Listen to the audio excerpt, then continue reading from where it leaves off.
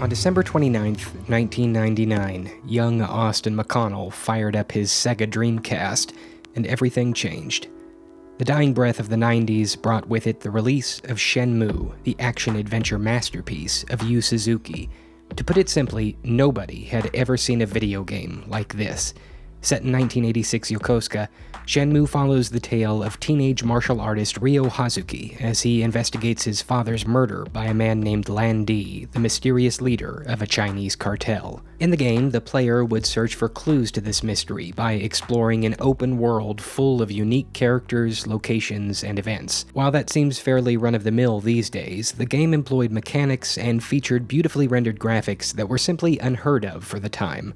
These were the days when most AAA games consisted of simple 3D geometry and self-contained levels. Shenmue was a major leap forward for console gaming, featuring a persistent world where every single character, even NPCs, had a name, occupation, and a daily routine. An in-game clock gave the universe a schedule. There was a historically accurate weather system, shops would open and close based on the time of day, buses would run on timetables, and certain areas would simply be inaccessible if you arrived early or were running late. Much of the game's objects were interactive, able to be picked up, examined, searched through, and even collected. The main character Ryo had his own routine. He would receive a daily allowance, which the player could then choose either to save to assist in tracking down Lan Di, or, if they so desired, blow it all on capsule toys or hanging out at the local arcade. While Shenmue was often advertised as a fighting game, the true magic was in the game's little moments. Walking around town,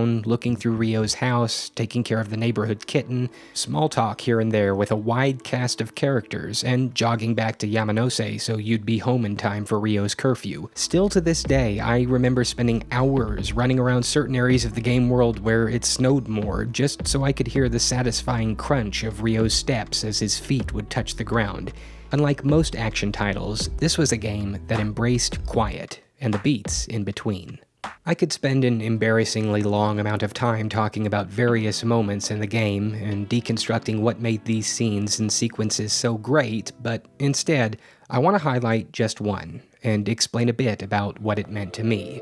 It's my favorite moment in the entire game, and it takes place as the story is reaching its final chapter. Ryo wakes up in the middle of the night and decides to go for a walk to clear his head. He's been through a lot thus far. Over the course of the game, he's managed to connect Lan Di with a gang of bikers called the Mad Angels, and he's kicked up enough dust at New Yokosuka Harbor that Terry, the gang's leader, is out for his head.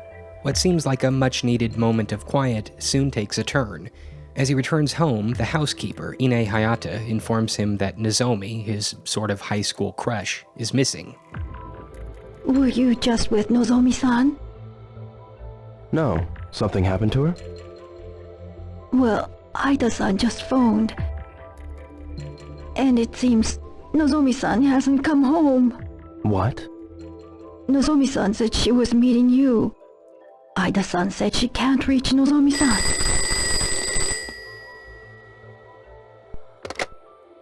Hello? It's Ryo. Terry's waiting. Who is this? Here, meet us behind warehouse number 17. Don't, Ryo! It's a trap!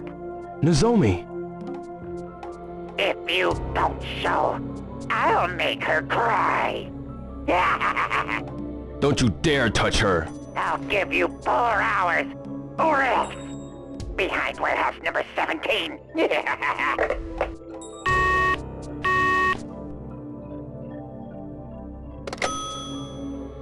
Ine-san, I gotta go.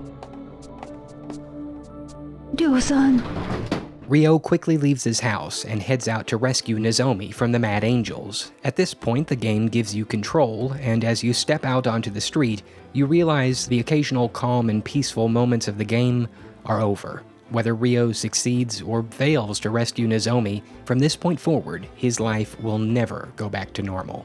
Running through the neighborhood, the player is treated to sights that they have never seen. Throughout the game, Ryo's curfew is 11:30 at night. If he stays out too late, he's immediately transported back home and receives a scolding from the housekeeper. This means you only really get to see a few quick glimpses of the game world after the sun goes down, as most of the game's characters are heading home for the night. But now, for the first time, you're outside after midnight.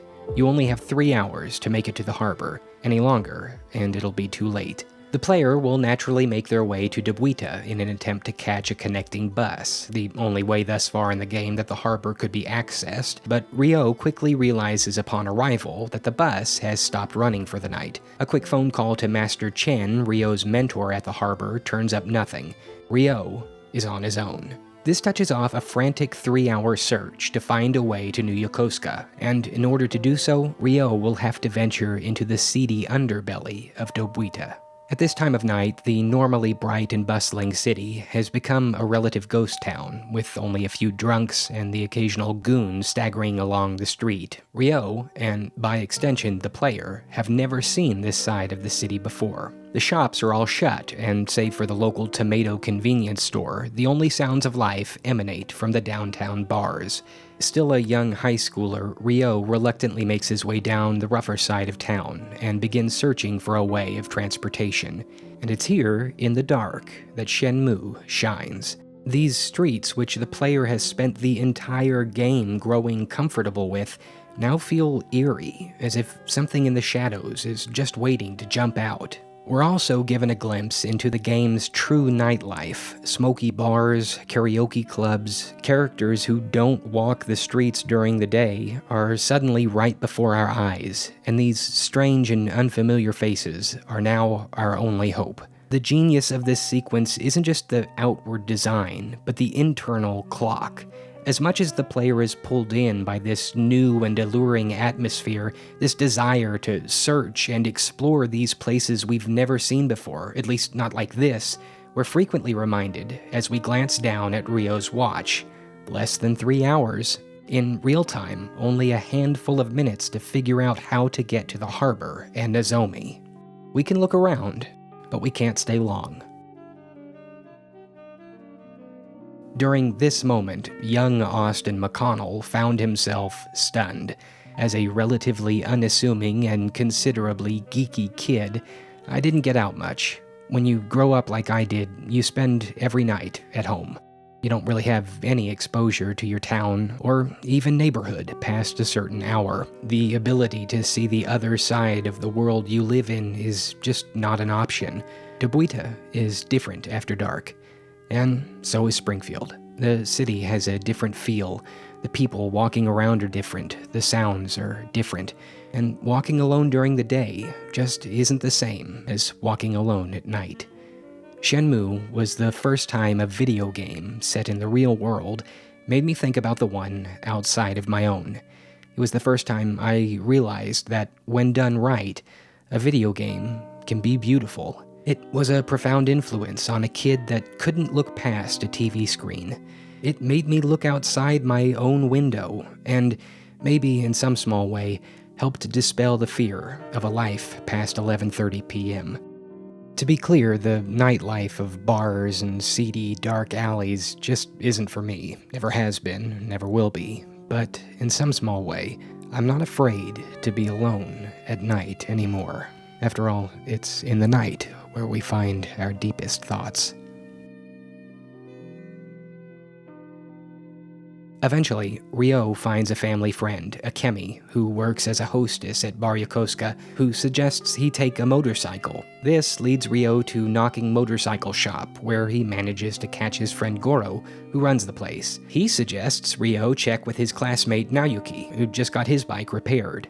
With only minutes to spare, Ryo races back to Sakurago Oka and Naoyuki's house, buzzes him, and after a quick ask, gets handed the keys. With that, Ryo straps on a helmet, fires the bike up, and races towards destiny.